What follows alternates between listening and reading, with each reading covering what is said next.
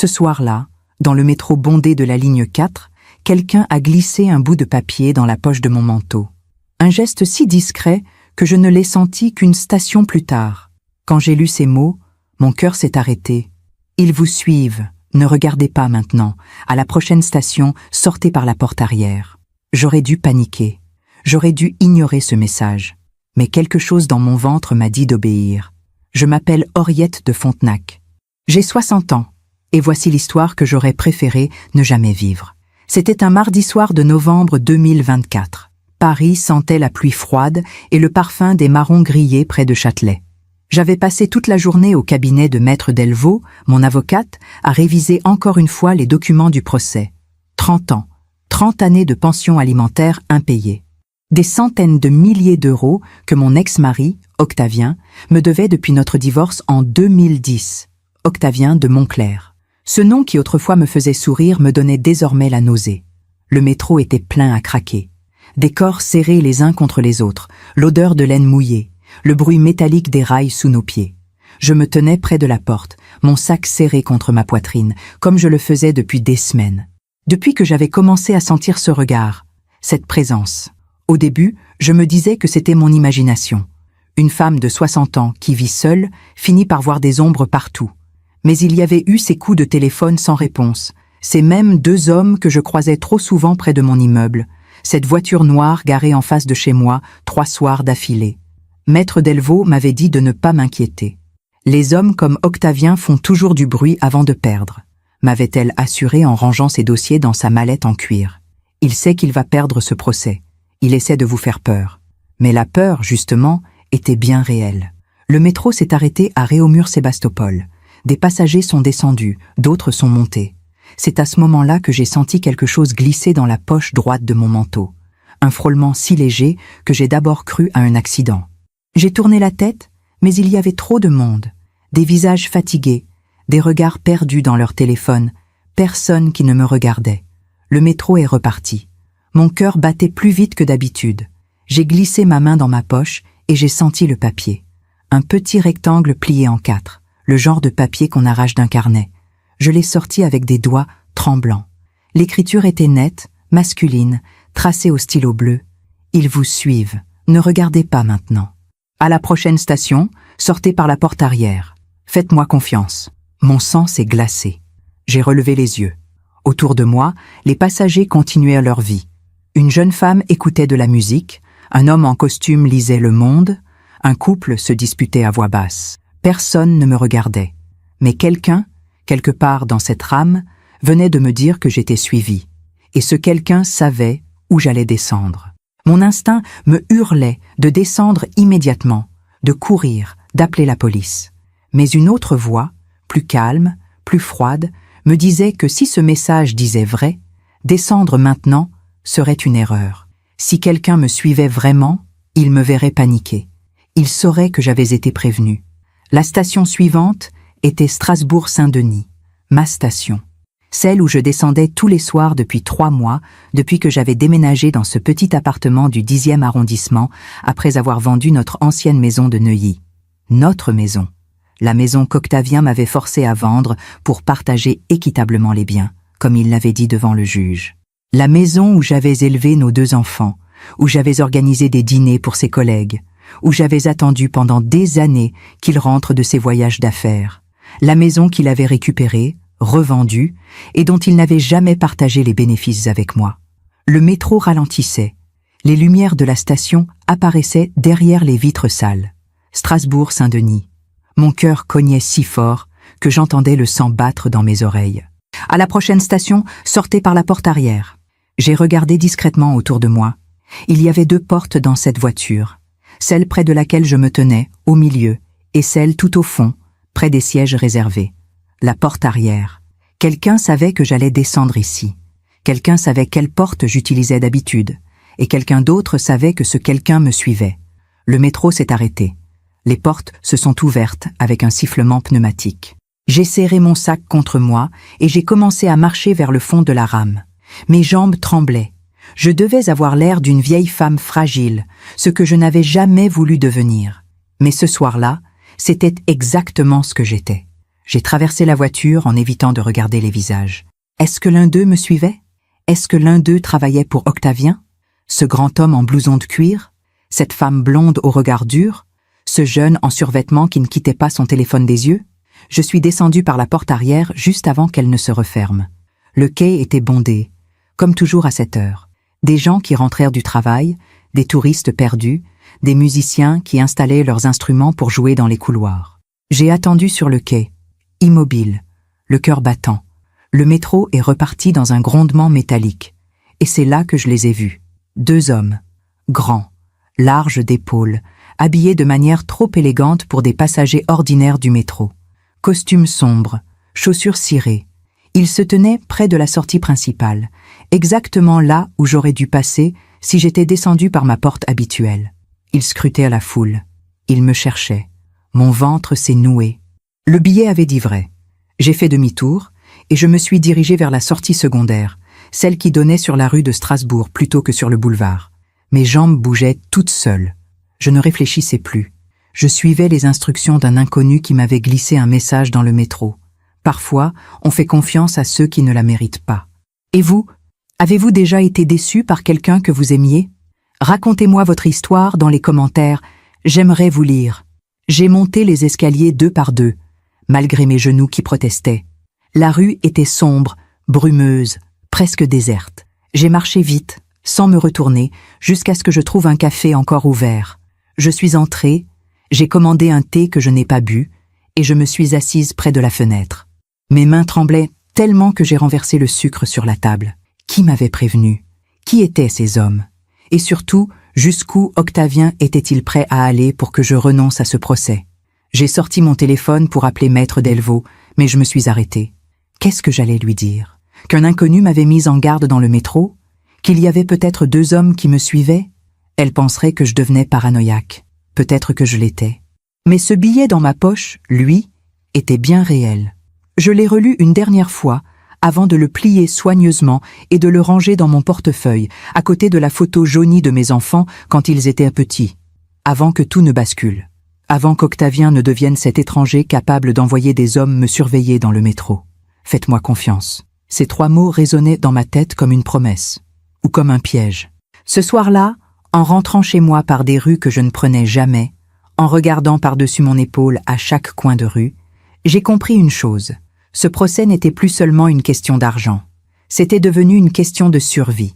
Pour comprendre comment j'en suis arrivé là, dans ce café sombre de la rue de Strasbourg, avec un billet mystérieux dans mon portefeuille et la peur au ventre, il faut que je vous ramène en arrière. Bien en arrière. À l'époque où je croyais encore aux contes de fées. C'était en 1983. J'avais 19 ans et je venais de terminer ma première année à la Sorbonne en histoire de l'art. Mon père, professeur de lycée, m'avait toujours encouragé à poursuivre mes études.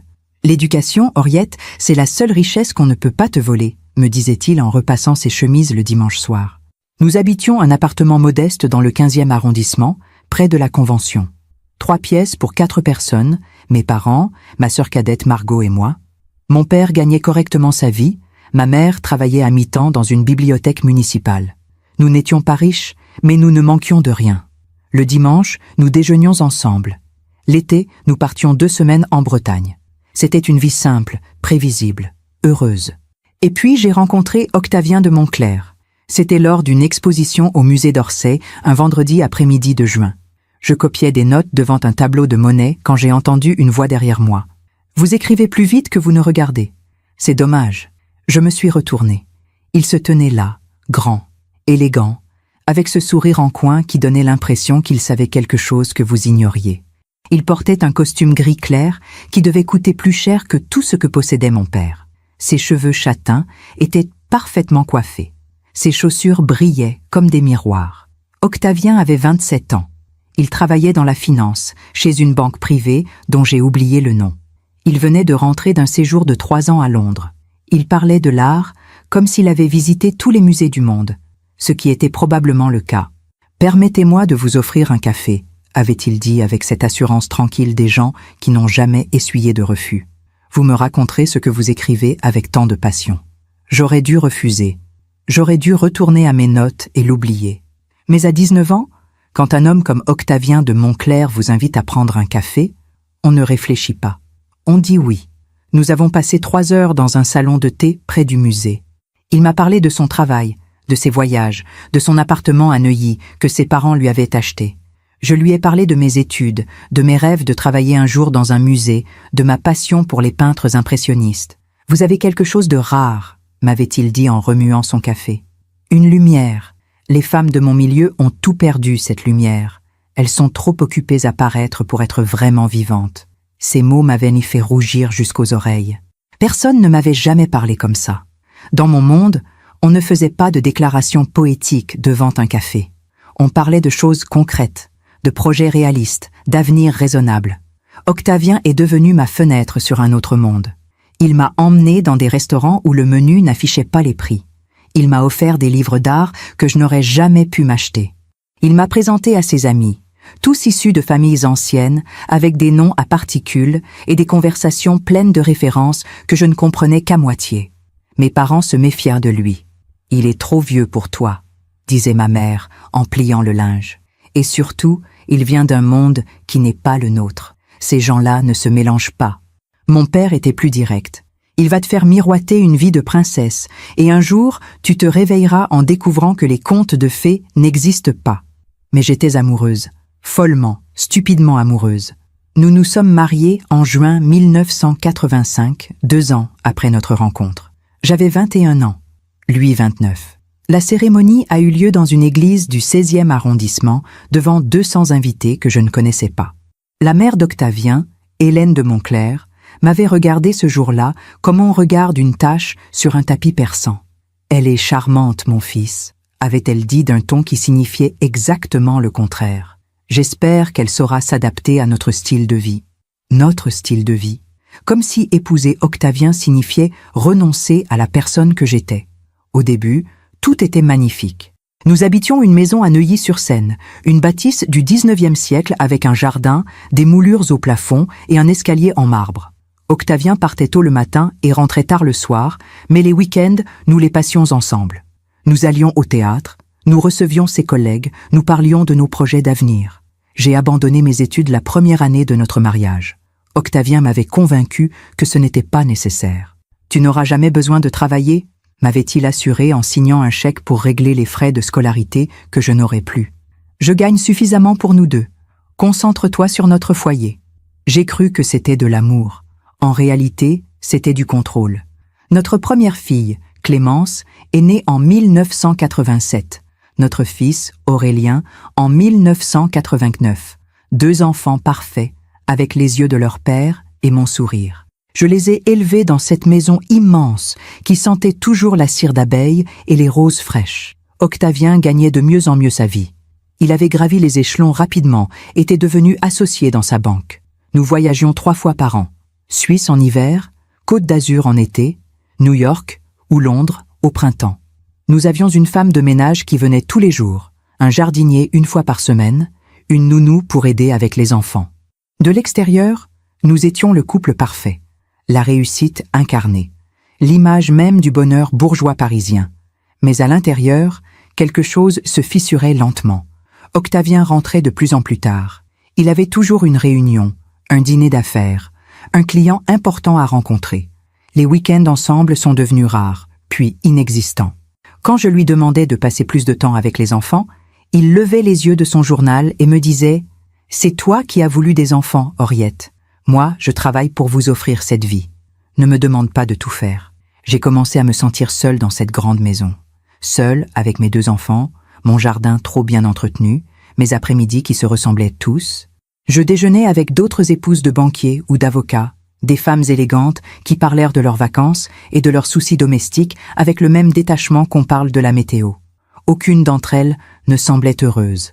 Mais aucune ne l'aurait jamais admis. Pendant que je raconte tout cela, je me demande d'où vous m'écoutez. Écrivez le nom de votre ville en commentaire. En 1995, quand Clémence a eu 8 ans et Aurélien 6, j'ai proposé à Octavien de reprendre mes études. Juste quelques cours du soir, avais-je dit timidement pendant le dîner, pour m'occuper. Les enfants grandissent, j'ai du temps libre maintenant. Il avait posé sa fourchette et m'avait regardé avec ce sourire condescendant que je commençais à trop bien connaître. « Henriette, tu as 41 ans. À quoi bon retourner à l'université? Pour décrocher un diplôme que tu n'utiliseras jamais?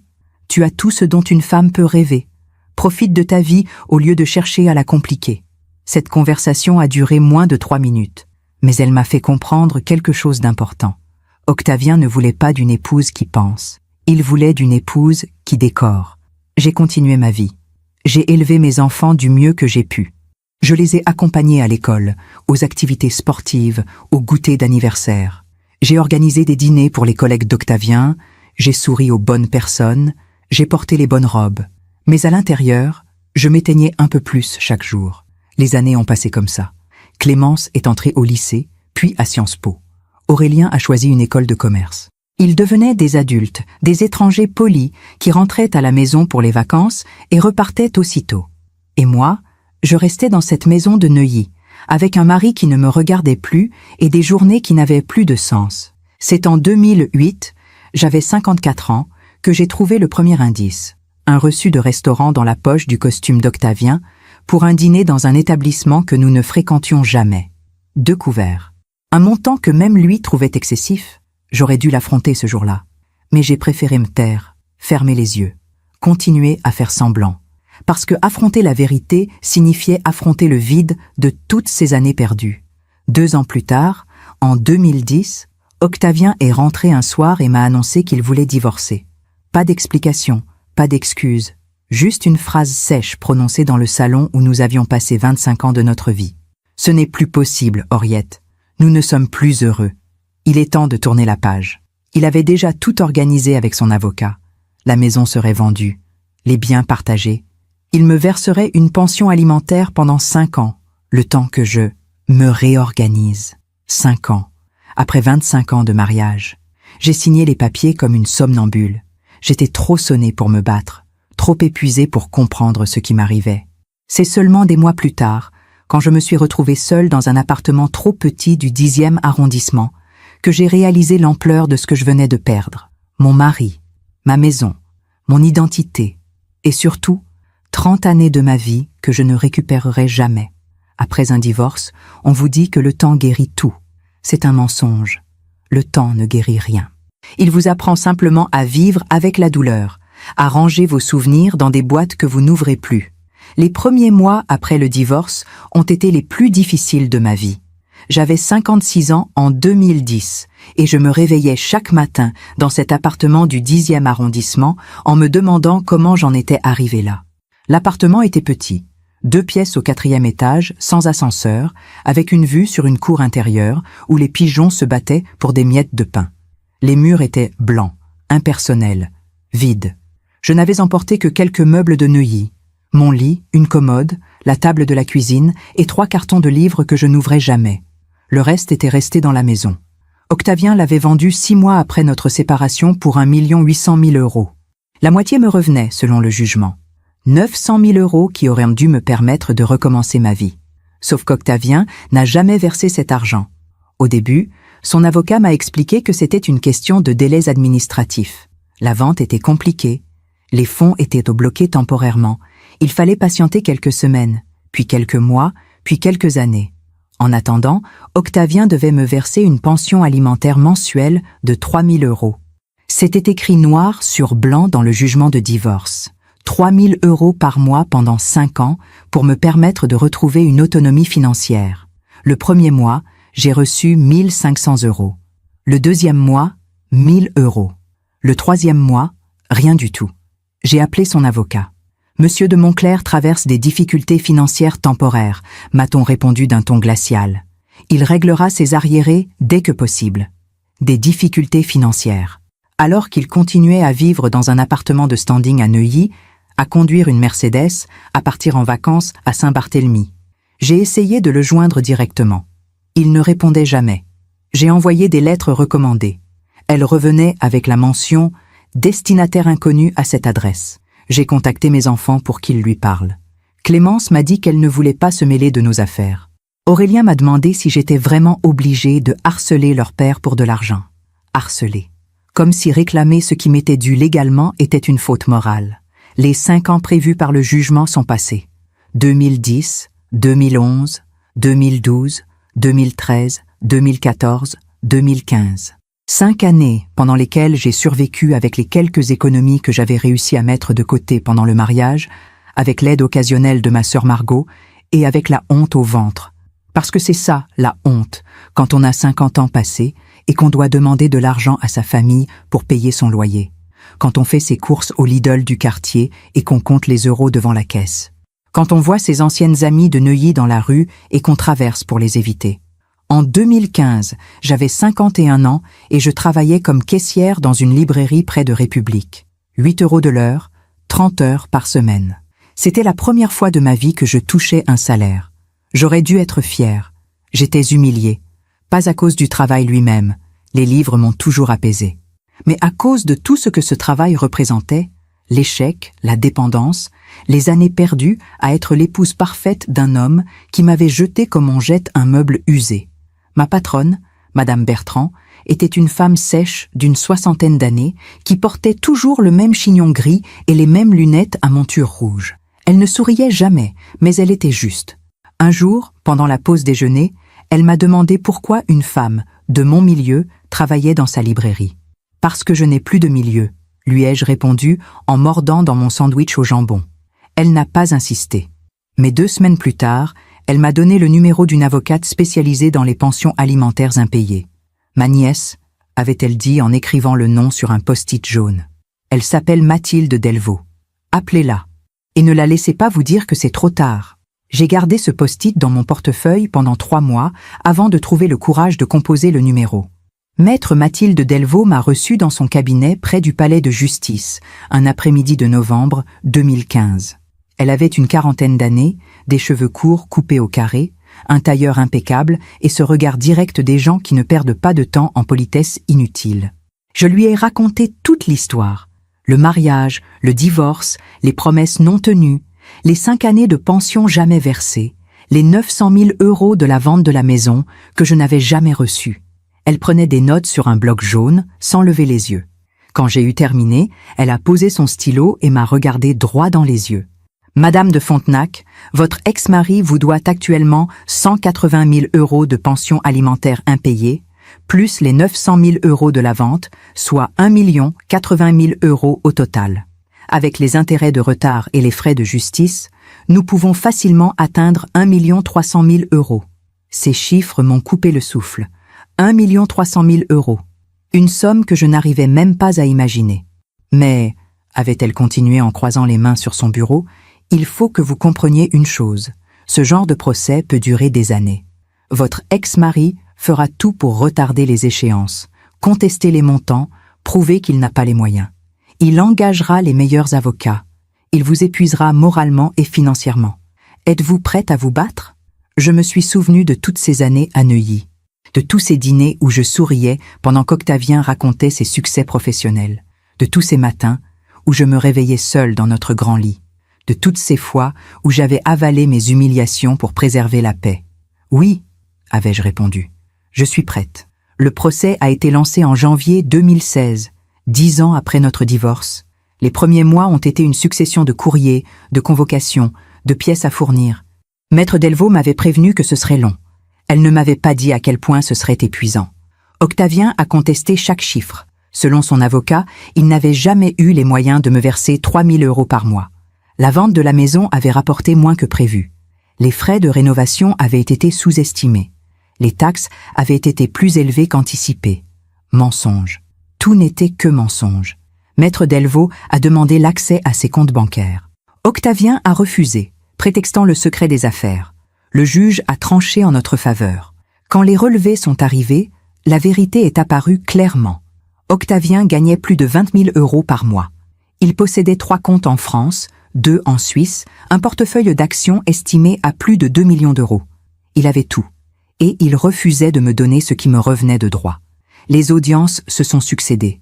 2016, 2017, 2018. À chaque fois, je devais prendre ma journée à la librairie, prendre le métro jusqu'au palais de justice, m'asseoir dans ces salles froides qui sentent le papier et la poussière, et affronter le regard d'Octavien. Il avait vieilli. Ses cheveux châtains étaient maintenant complètement blancs. Des rides profondes creusaient son visage. Mais il avait toujours ce même air supérieur, cette même façon de me regarder comme si j'étais une mendiante qui réclamait l'aumône. Lors d'une audience en mars 2019, son avocat a déclaré « Madame de Fontenac a eu tout le temps de reconstruire sa vie. Elle travaille, elle est autonome. Pourquoi continuer à réclamer de l'argent à un homme qui a déjà tout donné pendant leur mariage? Je me demande encore si j'ai fait le bon choix. Et vous? Qu'auriez-vous fait à ma place? J'ai failli me lever et crier. Tout donné? Il m'avait volé 30 ans de ma vie. Il m'avait promis une sécurité qu'il avait détruite. Il m'avait laissé seul, sans métier, sans diplôme, sans rien d'autre que des souvenirs amers et un loyer à payer. Mais je suis restée silencieuse, digne, parce que c'est tout ce qui me restait, ma dignité. En 2020, la pandémie a tout ralenti. Les audiences ont été reportées, les délais rallongés. J'ai continué à travailler à la librairie quand elle a rouvert, à survivre avec mon petit salaire, à attendre. Maître Delvaux me répétait que nous allions gagner, que la loi était de notre côté, que la justice finirait par rendre son verdict. Mais en 2023, 9 ans après le début du procès, rien n'avait encore été tranché. J'avais 59 ans. J'étais fatiguée, usée. Je me demandais si tout ça en valait encore la peine. Et c'est là que les choses ont changé. En septembre 2023, le juge a fixé une date d'audience finale. Le verdict serait rendu en février 2024. Après 9 ans de bataille, l'histoire touchait à sa fin. Octavien le savait, et il savait qu'il allait perdre. C'est à partir de ce moment-là que j'ai commencé à sentir cette présence, ces regards dans le métro, ces voitures qui me suivaient, ces coups de téléphone sans réponse. Au début, j'ai cru que c'était mon imagination, que le stress du procès me rendait paranoïaque. Mais les signes se sont multipliés. En octobre 2023, j'ai trouvé une enveloppe glissée sous ma porte. Pas de timbre, pas d'adresse. Juste une feuille blanche avec une phrase tapée à l'ordinateur. Vous devriez abandonner, pendant qu'il est encore temps. J'ai montré la lettre à Maître Delvaux. Elle a pâli, puis m'a demandé si je voulais porter plainte. J'ai refusé. Je ne voulais pas que le procès soit retardé une nouvelle fois. Madame de Fontenac, m'avait-elle dit en rangeant la lettre dans un dossier, si vous ressentez le moindre danger physique, prévenez-moi immédiatement. Les hommes comme votre ex-mari sont imprévisibles quand ils se sentent acculés. J'avais hoché la tête, mais je n'avais pas vraiment écouté. Jusqu'à ce soir de novembre 2024, dans le métro bondé de la ligne 4, quand quelqu'un a glissé ce billet dans ma poche. Ils vous suivent. Ce jour-là, j'ai compris que Maître Delvaux avait raison. Octavien n'allait pas perdre sans se battre. Et cette bataille n'était plus seulement juridique. Elle était devenue personnelle. Et dangereuse. Il y a une différence entre se sentir observé et savoir qu'on vous observe. La première peut être de la paranoïa. La seconde est une certitude qui vous glace le sang. Après cette soirée dans le métro, après ce billet mystérieux et ces 2 hommes que j'avais aperçus sur le quai, je n'ai plus dormi normalement pendant des semaines. Chaque nuit, je me réveillais en sursaut au moindre bruit. Le craquement du parquet, le claquement d'une porte dans l'immeuble, le miaulement d'un chat dans la cour. Mon cœur se mettait à battre si fort que j'avais l'impression qu'il allait exploser dans ma poitrine. Je vivais au 4e étage, mais j'avais pris l'habitude de vérifier 3 fois que la porte était bien fermée avant de me coucher. J'avais acheté un verrou supplémentaire que j'avais installé moi-même avec une perceuse empruntée à mon voisin du 3e, Monsieur Khalil, un homme d'origine algérienne qui travaillait comme menuisier. « Vous allez bien, Madame Henriette ?» m'avait-il demandé en me voyant percer des trous dans ma porte avec des mains tremblantes. « Vous avez l'air inquiète ces derniers temps. » Je lui avais souri, ce sourire automatique qu'on offre pour rassurer les autres quand on est soi-même terrorisé. « Tout va bien, Monsieur Khalil. On n'est jamais trop prudente, n'est-ce pas ?» Il m'avait regardé avec cette expression que j'apprenais à reconnaître chez les gens, un mélange de pitié et de gêne. Les gens sentent quand quelque chose ne va pas, mais ils préfèrent ne pas poser trop de questions. Les jours suivants, j'ai commencé à changer mes habitudes. Je ne prenais plus le même métro aux mêmes heures. Je variais mes trajets pour aller à la librairie. Parfois je passais par République, parfois par Strasbourg-Saint-Denis, parfois je faisais un détour par Colonel Fabien juste pour brouiller les pistes. Mais ils étaient toujours là, pas toujours les mêmes hommes. Parfois c'était un type en blouson de cuir qui feuilletait un journal près de l'entrée de ma rue. Parfois, une femme blonde en tailleur qui parlait au téléphone devant la boulangerie où j'achetais mon pain. Parfois, une voiture grise garée exactement au même endroit 3 jours de suite. Pendant que je raconte tout cela, je me demande d'où vous m'écoutez. Écrivez le nom de votre ville en commentaire. J'ai commencé à noter tout ce que je voyais. Dans un petit carnet bleu que je gardais toujours dans mon sac, j'écrivais « Jeudi 19 novembre, 18h30, homme brun, environ 45 ans, costume sombre, près du kiosque à journaux. » Ou « Samedi 21 novembre, 15h, femme blonde, lunettes de soleil, Mercedes grise immatriculée 75 XR 892, garée devant la pharmacie. » Je ne savais pas à quoi ça servait. Peut-être à me convaincre que je n'étais pas folle. Peut-être à avoir des preuves si un jour j'en avais besoin. Maître Delvaux m'avait convoqué dans son cabinet le 23 novembre 2024. Quand je suis entrée dans son bureau, elle était au téléphone, debout près de la fenêtre qui donnait sur le boulevard du Palais. Elle m'a fait signe de m'asseoir. « Je comprends », disait-elle à son interlocuteur. « Mais mon client a le droit de savoir si une enquête est en cours. Non, ce n'est pas acceptable. » « Très bien. Je vous rappelle demain. » Elle a raccroché et s'est tournée vers moi. Son visage était tendu. « Henriette, j'ai une bonne et une mauvaise nouvelle. La bonne, le juge a confirmé la date d'audience finale pour le 15 janvier 2025. Dans moins de 2 mois, cette histoire sera terminée. » Mon cœur a bondi dans ma poitrine. Après 9 ans, c'était presque fini. Et la mauvaise nouvelle? Elle s'est assise en face de moi et a croisé les mains sur son bureau. L'avocat de votre ex-mari a déposé une nouvelle requête. Il demande un report de l'audience, prétextant que M. de Montclair doit subir des examens médicaux urgents. J'ai senti la colère monter en moi comme une vague brûlante. C'est un mensonge. Il essaie encore de gagner du temps.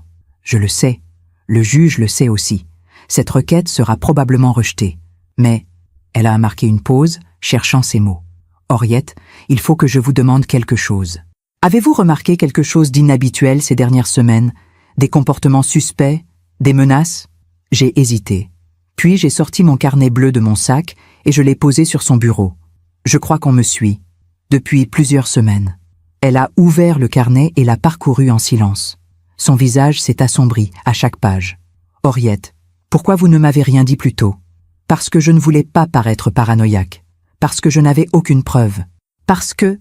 Ma voix s'est brisée. Parce que j'avais peur que vous pensiez que je ne peux plus supporter la pression. Maître Delvaux a fermé le carnet et m'a regardé avec une expression que je ne lui connaissais pas, presque maternelle. Écoutez-moi bien, vous n'êtes pas paranoïaque. Les hommes comme Octavien de Montclair ne reculent devant rien quand ils sentent qu'ils vont perdre. Il a trop à perdre, sa réputation, son argent, son image. Si ce que vous décrivez dans ce carnet est vrai, et je n'ai aucune raison d'en douter, nous devons agir. Que voulez-vous que je fasse? Premièrement, je vais signaler cela au juge. Deuxièmement, vous allez porter plainte à la police pour harcèlement et menaces. Troisièmement, elle a ouvert un tiroir et en a sorti une carte de visite. Vous allez appeler ce numéro. C'est un détective privé avec qui je travaille régulièrement. Il s'appelle Marc Lavigne. Expliquez-lui la situation. Il vous aidera. J'ai pris la carte. Marc Lavigne, enquête et recherche privée. Une adresse dans le 11e arrondissement. Je n'ai pas les moyens de payer un détective, ai-je murmuré.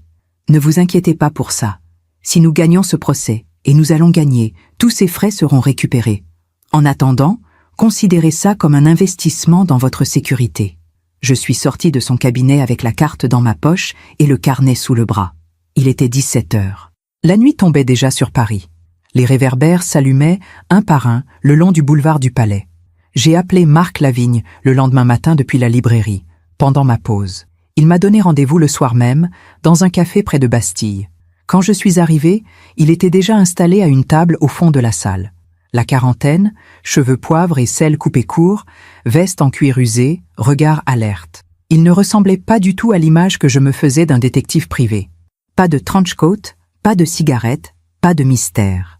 Juste un homme ordinaire avec un visage honnête. « Madame de Fontenac ?» Il s'est levé pour me serrer la main. Marc Lavigne, asseyez-vous. Maître Delvaux m'a expliqué votre situation. Je me suis assise en face de lui. Il avait déjà commandé 2 cafés. Je vais être direct avec vous, a-t-il dit en sortant un petit carnet similaire au mien. Si quelqu'un vous fait suivre, nous devons identifier qui et pourquoi. Ensuite, nous pourrons décider de la meilleure façon de procéder. Racontez-moi tout depuis le début. N'omettez aucun détail. Je lui ai raconté. La lettre sous ma porte, les voitures suspectes, les regards dans le métro, et surtout ce billet mystérieux que quelqu'un avait glissé dans ma poche. À la mention du billet, Marc Lavigne a levé les yeux de son carnet. « Vous l'avez gardé ?»« Oui, il est chez moi. »« Bien. Je vais avoir besoin de le voir. Ce billet est important, Madame de Fontenac. Très important, parce qu'il signifie que vous n'êtes pas seule. Quelqu'un d'autre surveille ceux qui vous surveillent. Et cette personne essaie de vous protéger. » Cette pensée ne m'avait jamais vraiment traversé l'esprit sous cet angle. Qui était cette personne? Pourquoi m'aidait-elle? Vous avez une idée de qui ça pourrait être? Ai-je demandé. Marc Lavigne a bu une gorgée de café avant de répondre. Plusieurs possibilités. Quelqu'un de votre entourage qui vous protège sans vouloir se dévoiler. Ou alors, il a marqué une pause. Quelqu'un qui a ses propres raisons de vouloir coincer votre ex-mari. Quelqu'un qui utilise votre situation pour arriver à ses fins. Cette idée m'a glacé le sang. J'étais peut-être un pion dans un jeu que je ne comprenais pas. Les jours suivants, Marc Lavigne a commencé à me suivre discrètement pour identifier mes suiveurs. Il m'avait expliqué qu'il ne me contacterait pas directement pour ne pas éveiller les soupçons. Faites comme si de rien n'était, m'avait-il dit. Continuez votre routine normale. Je m'occupe du reste. Continuez ma routine normale. Facile à dire. Début décembre 2024, j'ai reçu un appel de Clémence, ma fille. Nous ne nous étions pas parlé depuis presque 6 mois. Sa voix était froide, distante, exactement comme celle de son père. « Maman, il faut qu'on parle. »« Je t'écoute, ma chérie. Papa m'a dit que tu continues avec ce procès ridicule, que tu réclames de l'argent qu'il n'a pas. Maman, quand est-ce que tu vas arrêter? Quand est-ce que tu vas enfin tourner la page ?» J'ai serré le téléphone si fort que mes jointures sont devenues blanches. « Clémence, ton père me doit plus d'1 million d'euros. Ce n'est pas ridicule, c'est la loi. »« La loi, la loi !» a-t-elle soupiré avec impatience. « Tu sais ce que les gens disent, qu'une femme de ton âge devrait avoir la dignité de ne pas mendier, que tu aurais dû refaire ta vie au lieu de t'accrocher au passé. » Ces mots m'ont frappé comme des gifles. Ma propre fille, mon propre sang. Qui te dit ces choses, Clémence? Ton père? Papa n'a rien à voir là-dedans. C'est moi qui te le dis. Aurélien pense la même chose, on en a parlé ensemble. Bien sûr. Octavien avait toujours été brillant pour monter les gens les uns contre les autres, pour se faire passer pour la victime alors qu'il était le bourreau. Clémence, un jour tu comprendras. Quand tu auras mon âge, quand tu regarderas en arrière et que tu verras toutes ces années pendant lesquelles tu t'es sacrifié pour une famille qui ne t'a jamais respecté, tu comprendras pourquoi je me bats. Elle a ri. Un rire sec, sans joie. Sacrifié? Maman, tu vivais dans une maison à Neuilly, tu avais tout. Et maintenant tu travailles dans une librairie et tu vis dans un appartement miteux. C'est ça, ton sacrifice? J'ai raccroché sans répondre, parce que je savais que si je parlais, j'allais dire des choses que je regretterais. Des choses qu'on ne peut jamais reprendre une fois qu'elles sont dites. J'ai pleuré ce soir-là, pas à cause de l'argent, pas à cause du procès, mais à cause de cette douleur particulière qu'on ressent quand on réalise qu'on a perdu ses enfants quelque part en chemin. Le lendemain, Marc Lavigne m'a appelé. J'ai identifié 2 de vos suiveurs, 2 hommes qui travaillent pour une agence de sécurité privée basée à la Défense. L'agence s'appelle Sentinelle Solutions. Et devinez qui est leur principal client? Mon cœur s'est arrêté. Octavien. Bingo! Votre ex-mari a engagé une société pour vous intimider. J'ai des photos, des enregistrements de leur communication. Ils ont reçu l'ordre de vous suivre, de vous faire peur, de vous pousser à abandonner le procès. Mais c'est illégal, non? Complètement illégal. Coercition, harcèlement, atteinte à la liberté. Avec ces preuves, Maître Delvaux peut demander l'arrestation immédiate de votre ex-mari. J'ai fermé les yeux. Enfin, j'avais des preuves. Marc, et le billet? Celui qu'on m'a glissé dans le métro? Vous savez qui l'a écrit? Il y a eu un silence à l'autre bout du fil. Pas encore. Mais je le saurai bientôt. Cette personne connaît les hommes de Sentinelle. Elle les suit depuis plus longtemps que moi.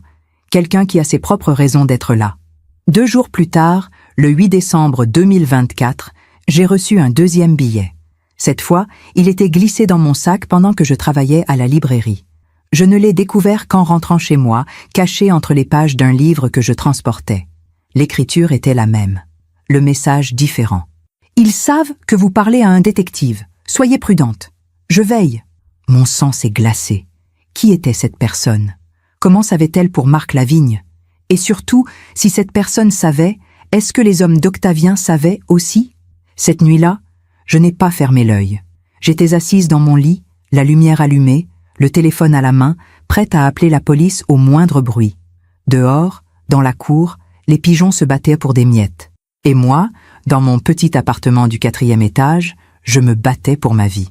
Il y a des moments dans la vie où tout bascule, où l'on comprend que le danger n'est plus une possibilité abstraite, mais une réalité concrète qui frappe à votre porte. Pour moi, ce moment est arrivé un jeudi matin glacial de décembre.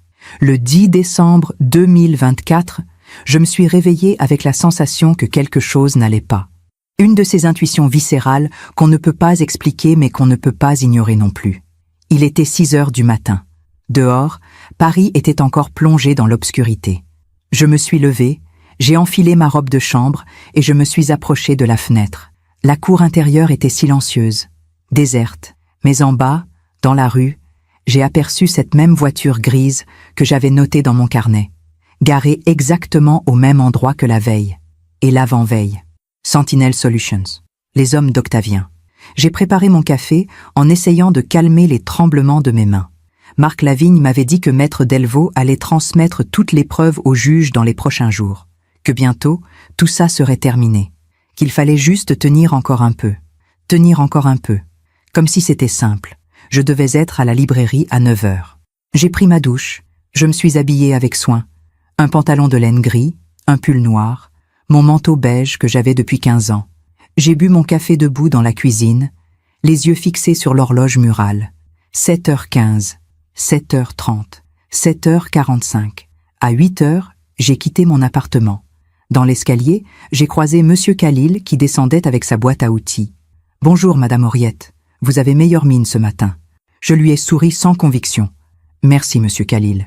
Bonne journée. »« Faites attention à vous, » m'a-t-il dit en me tenant la porte de l'immeuble. « Paris devient de plus en plus dangereux pour les femmes seules. » Si seulement il savait à quel point il avait raison. J'ai marché jusqu'à la station de métro Strasbourg-Saint-Denis en gardant les yeux baissés. Je ne voulais pas voir si quelqu'un me suivait. Je ne voulais pas savoir. Je voulais juste arriver à la librairie, passer ma journée entre les livres et rentrer chez moi sans incident. Mais le destin en avait décidé autrement. Le métro était bondé comme toujours à cette heure. Je me suis faufilée jusqu'au milieu de la voiture, coincée entre un homme qui sentait la cigarette froide et une jeune femme qui écoutait de la musique tellement fort que j'entendais chaque mot de la chanson malgré ses écouteurs. C'est à Réaumur-Sébastopol que je l'ai senti. Un frôlement contre mon sac, si léger que j'aurais pu le manquer. Mais après ce qui s'était passé quelques semaines plus tôt, j'étais devenue hypersensible à ce genre de contact. J'ai glissé ma main dans la poche extérieure de mon sac. Mes doigts ont touché du papier. Un 3e billet. Mon cœur s'est mis à battre plus vite. Cette fois, je n'ai pas attendu. J'ai sorti le papier immédiatement et je l'ai déplié, là, au milieu de la foule. L'écriture était la même. Le message était différent. Ce soir, 20h, Café Le Voltaire, boulevard Saint-Germain. Venez seul. Il est temps que nous parlions. Un ami. J'ai relu le message 3 fois, incapable de déterminer si je devais être soulagée ou terrifiée. Un ami. Qui était cet ami? Et pourquoi maintenant? Le métro s'est arrêté à République. J'ai levé les yeux et j'ai scruté les visages autour de moi. Qui venait de glisser ce billet dans mon sac? L'homme en costume près de la porte? La femme aux cheveux gris qui lisait un journal? Le jeune homme en survêtement qui fixait son téléphone? Tous ces visages anonymes. N'importe lequel d'entre eux aurait pu être mon mystérieux protecteur. Ou mon prochain danger. La journée à la librairie a été interminable. Je classais des livres mécaniquement, répondais aux clients avec un sourire automatique, mais mon esprit était ailleurs, au Café Le Voltaire. À 20h. Venez seul. Est-ce que je devais y aller? Est-ce que je devais prévenir Marc Lavigne, Maître Delvaux, la police? Mais quelque chose me disait que si je venais accompagner, cette personne ne se montrerait jamais. Et j'avais besoin de savoir. J'avais besoin de comprendre qui me protégeait depuis des semaines. Et pourquoi? À 18h, quand j'ai fermé la librairie, j'avais pris ma décision. J'irai seule. Je suis rentrée chez moi me changer. J'ai enfilé une robe sombre, mon manteau le plus chaud, des chaussures confortables au cas où je devrais courir. J'ai glissé mon téléphone dans ma poche, vérifié qu'il était chargé, et j'ai laissé un message vocal à Marc Lavigne. « Marc, c'est Henriette. J'ai reçu un 3e billet. La personne qui m'aide veut me rencontrer ce soir, 20 heures, au café Le Voltaire, boulevard Saint-Germain. Je vais y aller. Si vous n'avez pas de mes nouvelles avant 22 heures, prévenez la police. J'ai hésité à appeler ma sœur Margot, puis j'ai renoncé. Elle aurait essayé de me dissuader. Et j'en avais assez d'être dissuadée. J'ai quitté mon appartement à 19h15. Le trajet jusqu'à Saint-Germain-des-Prés prenait environ 30 minutes en métro. Je voulais arriver un peu en avance pour observer, pour repérer les sorties, pour me préparer mentalement. Le boulevard Saint-Germain était illuminé par les décorations de Noël. Les vitrines brillaient, les passants se pressaient avec leurs sacs de shopping. L'air sentait les marrons chauds et le vin épicé. Une atmosphère festive qui contrastait violemment avec la tension qui nouait mon ventre. Le café Le Voltaire était une institution parisienne, un de ces lieux que fréquentaient autrefois les écrivains et les intellectuels. J'y étais venu une fois, il y a très longtemps, avec Octavien, quand nous faisions encore semblant d'être heureux. Je suis entré à 19h50. L'intérieur était chaleureux, lambrissé de bois sombre, avec ses banquettes rouges typiques des vieux cafés parisiens. Il y avait du monde, mais pas trop. Des couples qui dînaient, des amis qui buvaient du vin, un homme seul qui lisait près de la fenêtre. Je me suis installé à une table près du fond, d'où je pouvais voir l'entrée. J'ai commandé un thé que je n'avais pas l'intention de boire. Et j'ai attendu. 20h, 20h05, 20h10. Personne ne venait.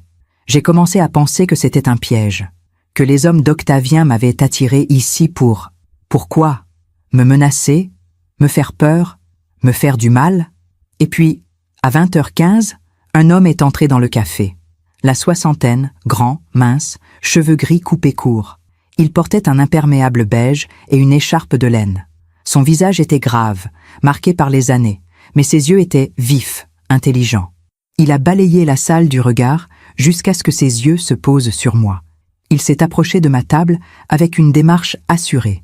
Madame de Fontenac? Sa voix était calme, posée, avec un léger accent du Sud que je n'arrivais pas à situer précisément. « Oui » ai-je murmuré, la gorge serrée. « Je suis désolé du retard. Je devais m'assurer que vous n'étiez pas suivi. » Il a tiré la chaise en face de moi et s'est assis. « Je m'appelle Thomas Garnier, et je suis celui qui vous a écrit ces billets. » J'ai scruté son visage, cherchant des indices, des signes, quelque chose qui me dirait si je pouvais lui faire confiance. « Pourquoi?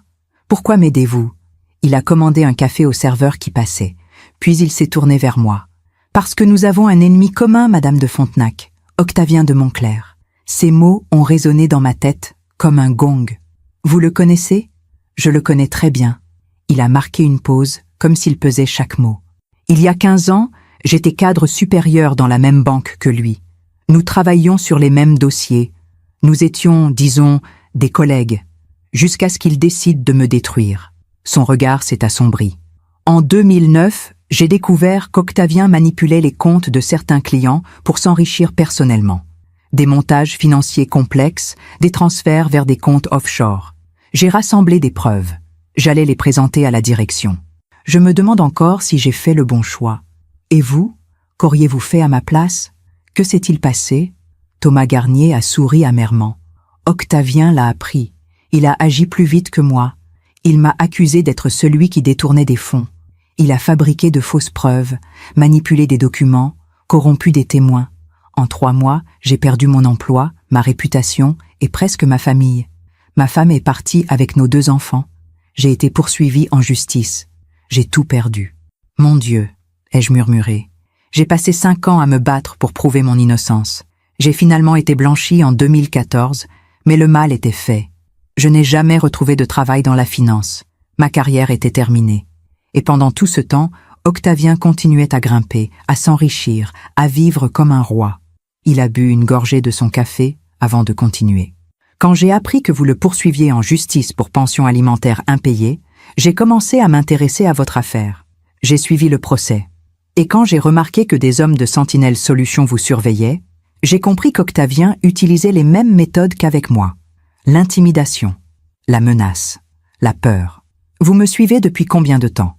Depuis septembre 2023, depuis que vous avez reçu cette première lettre anonyme sous votre porte. J'ai frissonné. Cet homme me suivait depuis plus d'1 an. Pourquoi ne pas être venu me parler plus tôt? Parce que je n'avais pas assez de preuves. Mais maintenant, Il a sorti une enveloppe épaisse de la poche intérieure de son imperméable et l'a posée sur la table. Maintenant, j'ai tout ce qu'il faut pour détruire Octavien de Montclair. Des enregistrements des conversations entre lui et les hommes de Sentinelle. Des transferts d'argent prouvant qu'il les a payés pour vous intimider.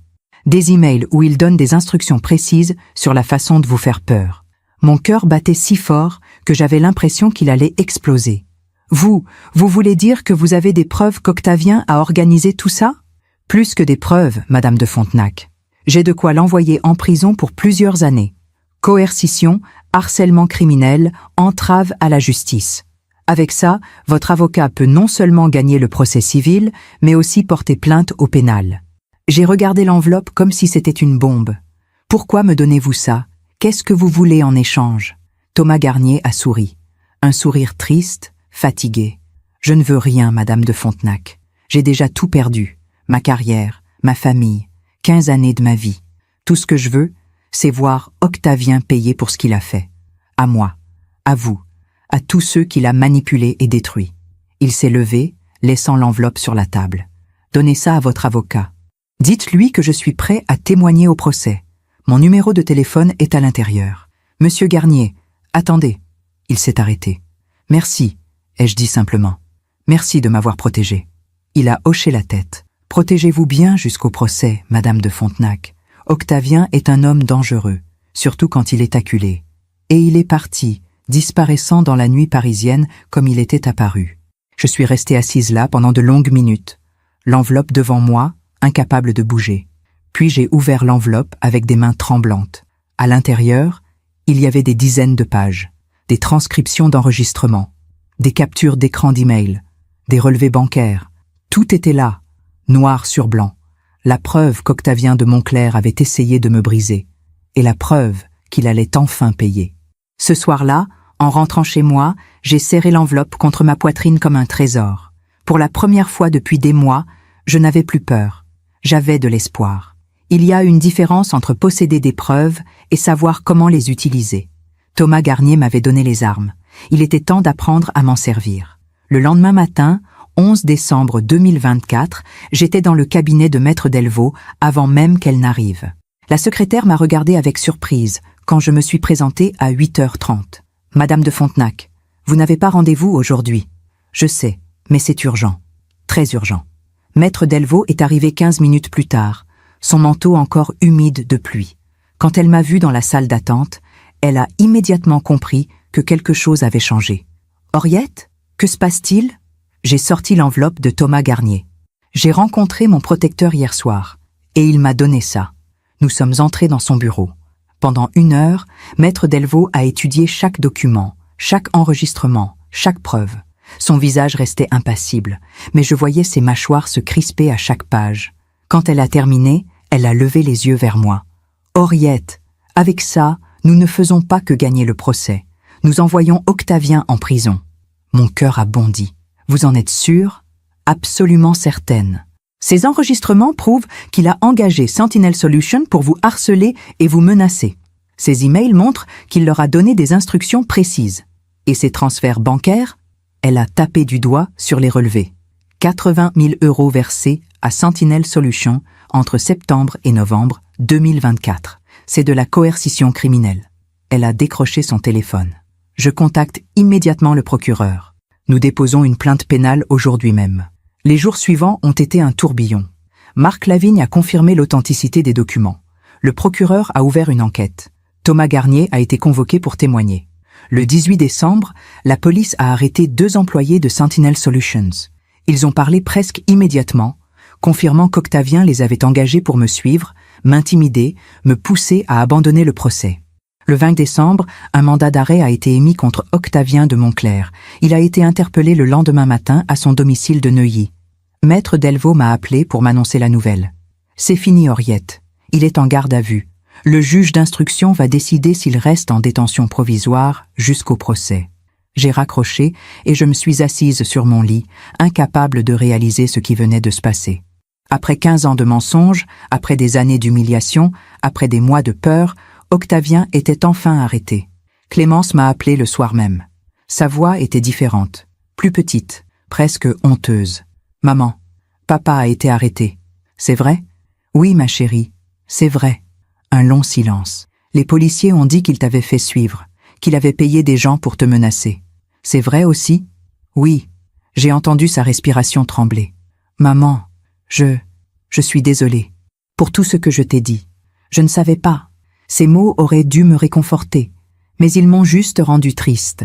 Tu ne voulais pas savoir, Clémence. C'est différent. Elle a pleuré au téléphone. Nous n'avons pas parlé longtemps. Certaines blessures ne se guérissent pas en une conversation. Le procès civil a été maintenu pour le 15 janvier 2025. Mais maintenant, avec les accusations criminelles, tout avait changé. L'avocat d'Octavien a essayé de négocier un accord à l'amiable. Maître Delvaux a refusé. « Nous allons jusqu'au bout », m'avait-elle dit. « Il doit payer chaque euro qu'il vous doit. » Noël est passé dans une étrange atmosphère. Ma sœur Margot est venue dîner avec moi dans mon petit appartement. Elle a apporté du champagne que nous avons bu en silence, regardant les lumières de Paris par la fenêtre. « Tu as gagné », m'a-t-elle dit en levant son verre. Mais je ne me sentais pas victorieuse, juste épuisée. Le 15 janvier 2025 est arrivé comme un matin ordinaire. Mais pour moi, c'était le jour où 15 années de combat allaient enfin trouver leur conclusion. Je me suis réveillée à 5 heures du matin, incapable de dormir plus longtemps.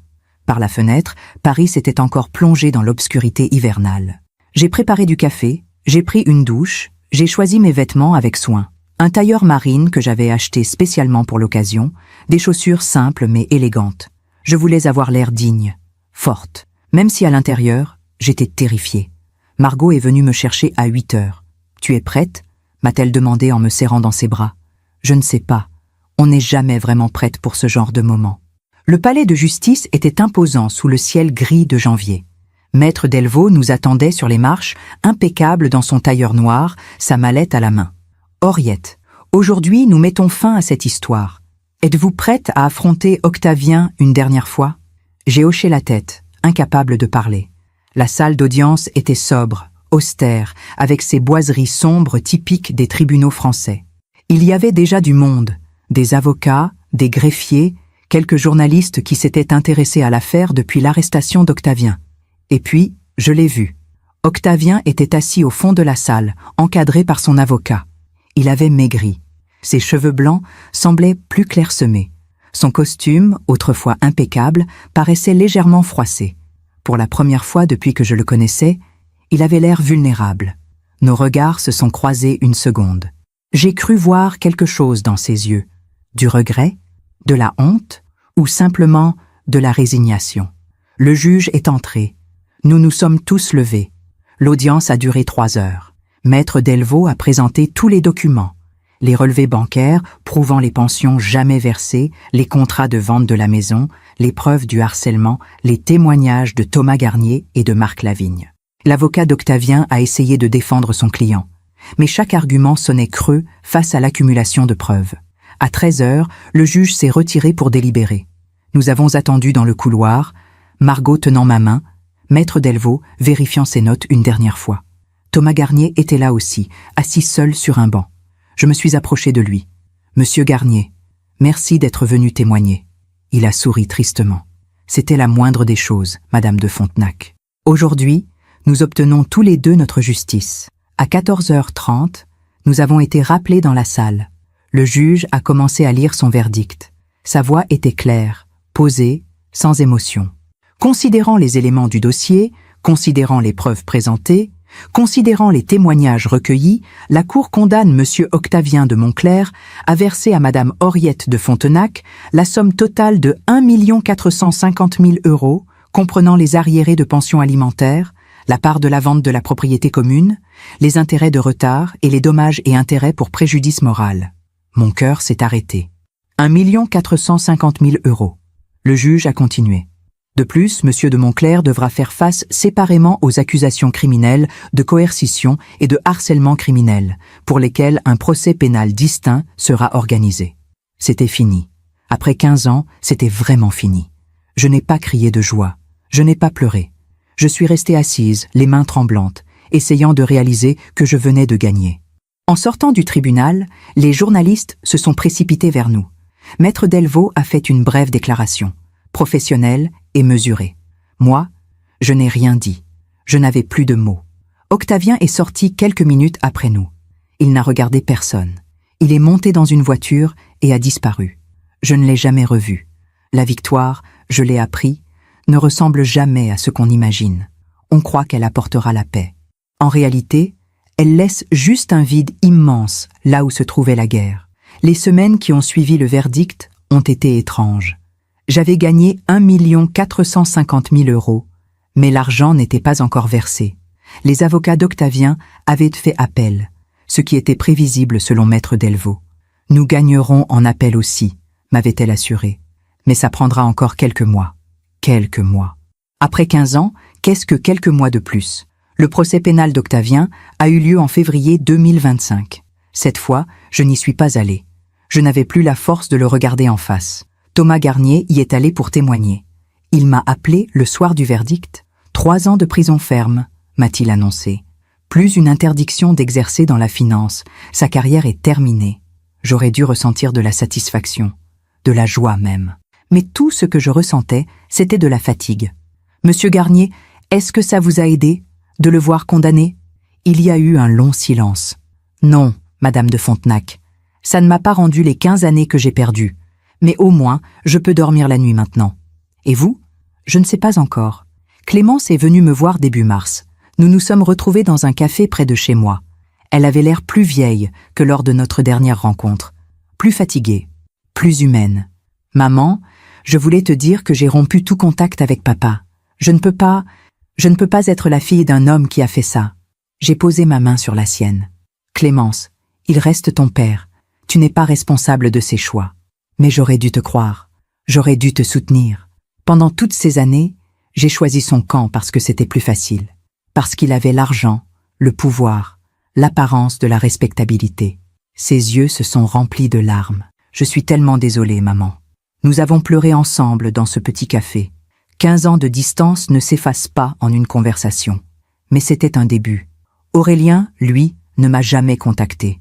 Selon Clémence, il avait déménagé à Londres et refusait de parler de toute cette affaire. Certaines relations sont brisées définitivement. J'ai appris à l'accepter. En avril 2025, j'ai reçu une lettre de la banque d'Octavien. Le premier versement allait être effectué. 500 000 € dans un premier temps, le reste suivrait après l'appel.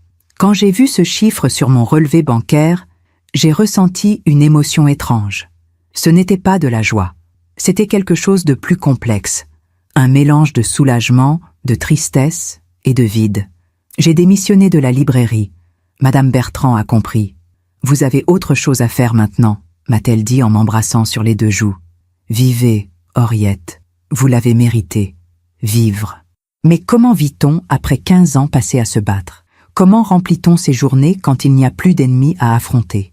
J'ai déménagé dans un appartement plus grand, toujours dans le 10e arrondissement, mais avec plus de lumière, plus d'espace. J'ai acheté des meubles neufs, des livres, des plantes. J'ai essayé de créer un chez-moi. Thomas Garnier m'a invité à déjeuner en mai.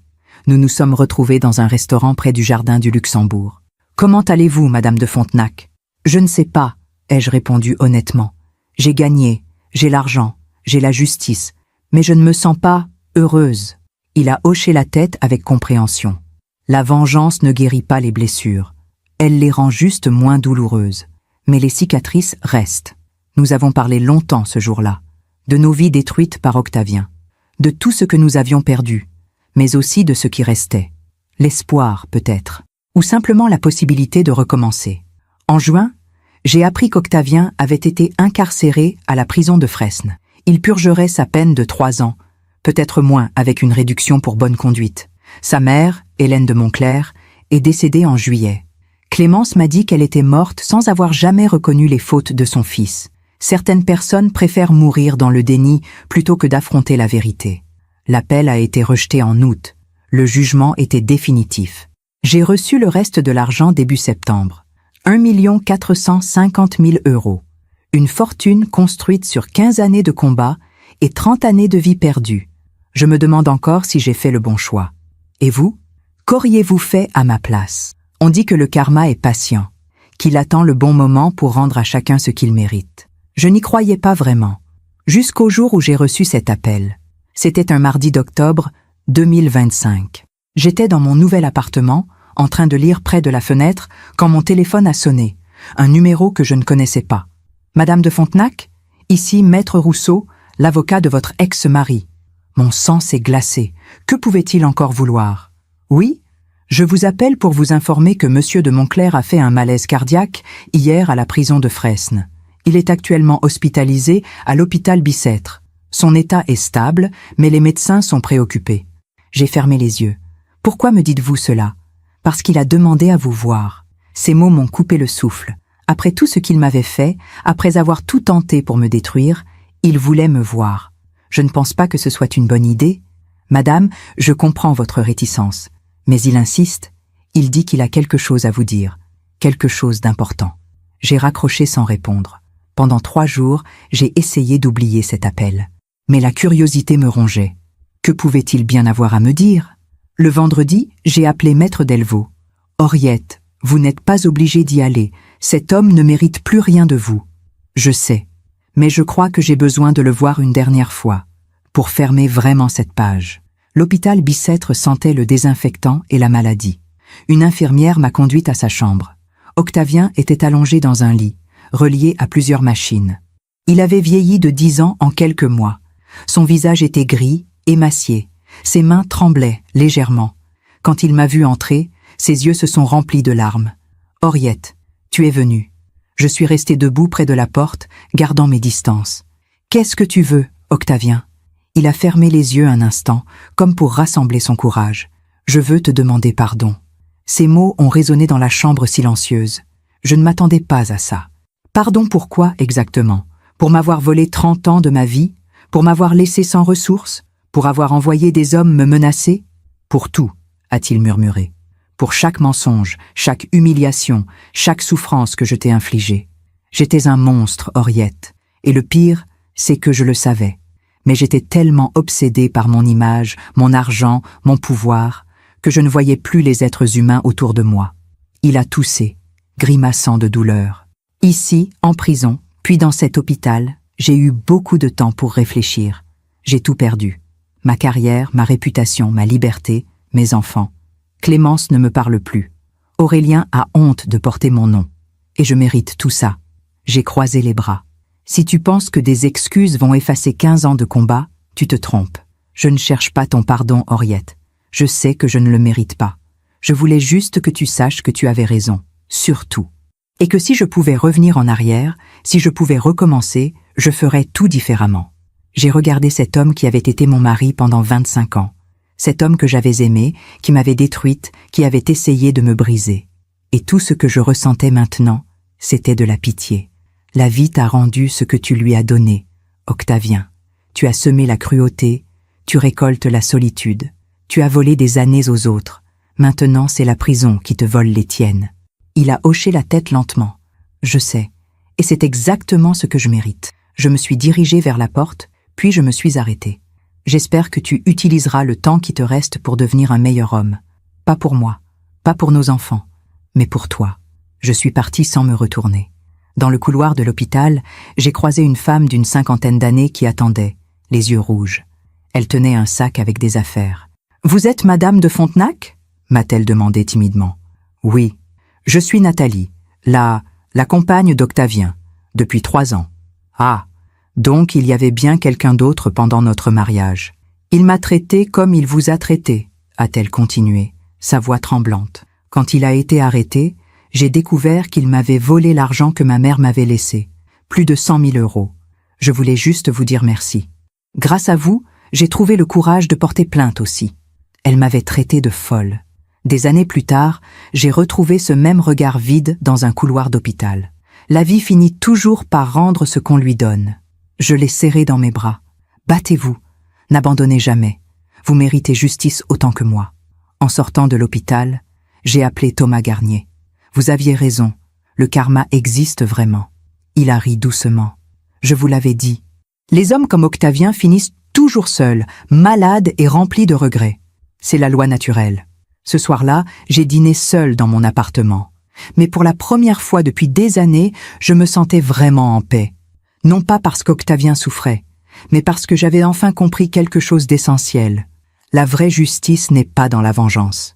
Elle est dans la capacité à continuer sa vie avec dignité pendant que ceux qui vous ont fait du mal s'effondrent sous le poids de leurs propres choix. Si mon histoire aide ne serait-ce qu'une femme à ouvrir les yeux, alors tout cela aura eu un sens. Nous sommes maintenant en décembre 2025. J'ai 61 ans. Mon appartement sent le café et les livres neufs. Par la fenêtre, je vois les toits de Paris couverts de givre. Il y a 1 an, j'attendais terrifié dans un métro bondé. Un billet mystérieux dans ma poche. Aujourd'hui, je bois mon thé tranquillement en écoutant la radio. Qu'est-ce qui a changé? Tout. Et rien. L'argent est arrivé. J'ai acheté cet appartement, j'ai aidé financièrement Clémence, qui voulait ouvrir son propre cabinet d'architecture. Nous déjeunons ensemble tous les 15 jours maintenant. Nous réapprenons à nous connaître. C'est lent, parfois maladroit, mais c'est réel. Aurélien ne m'a toujours pas contacté. J'ai appris par Clémence qu'il s'était marié à Londres. Je ne le reverrai peut-être jamais. Certaines pertes sont définitives. J'ai fait mon deuil. Thomas Garnier est devenu un ami précieux. Nous nous voyons régulièrement. 2 survivants qui se comprennent sans avoir besoin de s'expliquer.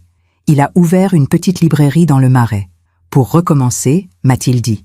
Mais cette fois, en faisant quelque chose qui a du sens. Octavien a été libéré de prison en novembre pour raison médicale. Son cœur est trop faible. Il vit maintenant dans une maison médicalisée en banlieue, seul. Selon Maître Delvaux, il a vendu tous ses biens pour payer ses dettes et les dédommagements. Je n'ai plus jamais cherché à le revoir. L'autre jour, j'ai retrouvé cette photo jaunie que je gardais dans mon portefeuille. Mes enfants quand ils étaient petits, avant que tout ne bascule. Je l'ai encadrée et je l'ai accrochée dans mon salon. Pas par nostalgie, mais comme un rappel que même dans les moments les plus sombres, il y a eu de la lumière. J'ai 61 ans. J'ai perdu 30 ans de ma vie dans un mariage qui m'a détruite. J'ai passé 15 ans à me battre pour récupérer ce qui m'appartenait. Mais j'ai aussi appris quelque chose d'essentiel. On ne peut pas récupérer le temps perdu. Mais on peut décider de ce qu'on fait du temps qui reste. J'ai commencé à donner des cours d'histoire de l'art dans une association du quartier. Les mêmes rêves que j'avais à 19 ans, avant de rencontrer Octavien. Ils étaient toujours là, endormis, mais pas morts.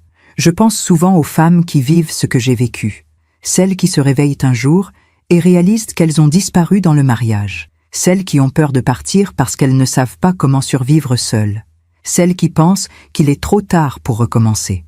Je voudrais leur dire quelque chose de simple, il n'est jamais trop tard. À 56 ans, j'ai travaillé comme caissière pour la première fois de ma vie. À 60 ans, j'ai affronté des hommes qui me suivaient dans le métro. À 61 ans, je recommence enfin à vivre. L'âge n'est pas une limite, c'est juste un chiffre. La dignité, elle, n'a pas d'âge. Elle se construit jour après jour, dans chaque choix de ne pas baisser les yeux, de ne pas accepter l'inacceptable, de ne pas renoncer à ce qui nous est dû. Ce matin, j'ai reçu une lettre de Nathalie, l'ancienne compagne d'Octavien. Elle a gagné son procès. Elle récupérera l'argent qu'il lui avait volé. Elle m'a écrit « Sans votre courage, je n'aurais jamais trouvé le mien. Merci. » C'est peut-être ça, finalement, le vrai sens de tout ce combat. Pas l'argent, pas la vengeance, mais le fait de montrer aux autres femmes qu'on peut se battre, qu'on peut gagner, qu'on peut survivre. Je pense à cette jeune femme de 19 ans qui est tombée amoureuse d'un homme en costume gris dans un musée. Elle croyait aux contes de fées. Elle pensait que l'amour suffirait. Je voudrais lui dire « Non, l'amour ne suffit pas. Il faut aussi du respect, de l'égalité, de la dignité. Mais je ne peux pas remonter le temps. Je peux juste continuer à avancer. » Hier, j'ai croisé Madame Bertrand, mon ancienne patronne de la librairie. « Henriette, vous avez l'air rayonnante, rayonnante. Moi qui me sentais éteinte pendant tant d'années. Je vis, Madame Bertrand. Simplement, je vis. Et c'est vrai. Pour la première fois depuis 30 ans, je ne survis plus. Je vis. Merci de m'avoir écouté jusqu'au bout. Si cette histoire a touché votre cœur, abonnez-vous et activez la cloche pour entendre d'autres femmes qui ont transformé la douleur en sagesse. Chaque jour, une femme, une leçon de vie. Partagez cette histoire avec quelqu'un que vous aimez. Parfois, une histoire change toute une journée. Que Dieu vous bénisse et à très bientôt.